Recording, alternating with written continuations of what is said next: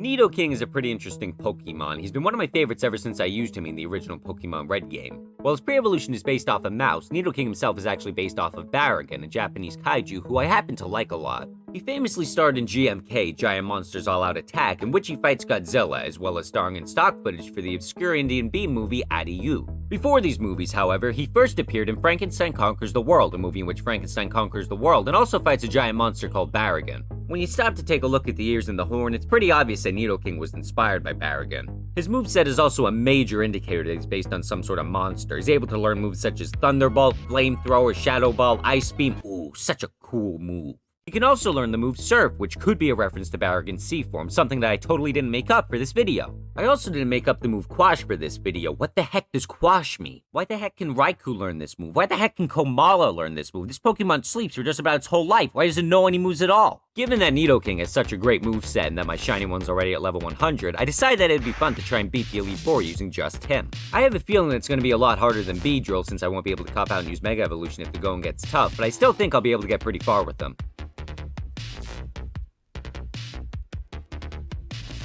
Dead.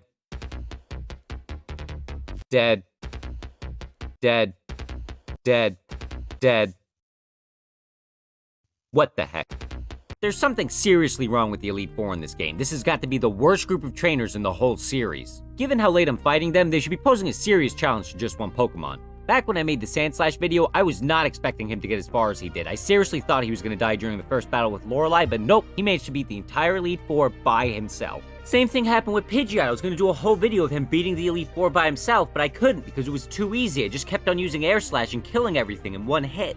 It's not even a case of me being grown up and knowing exactly what to do either. Back in Pokemon Red, when I beat the Elite Four for the first time, I had 5 different Pokemon on my team. I remember having to switch out to Scyther and Nidoking at one point, which led me to discover that HM moves like Surf and Cut could actually be used in battle. But even after my Charizard hit level 100, I still had to use multiple Pokemon to beat the Elite Four whenever I challenged them again. The same was true for Black and White. I had to use at least 3 legendary Pokemon to beat the Elite Four when I finally got around to battling them after I cleared the game. To further prove my point, I decided for this video that I would try to beat the Elite Four from the Sinnoh games to show how much harder the older games were. Lo and behold, I needed a minimum of 2 level 100 Pokemon in order to beat the Elite Four in this game.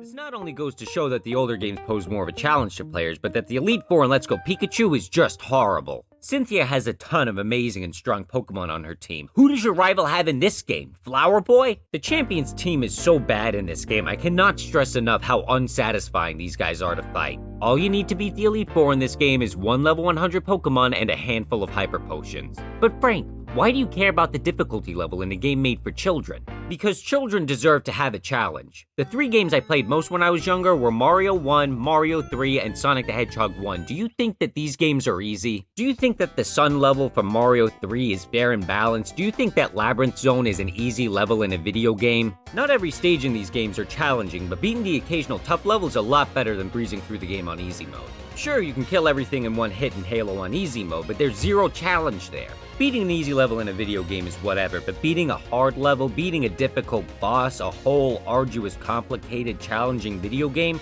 there is no better feeling than doing that.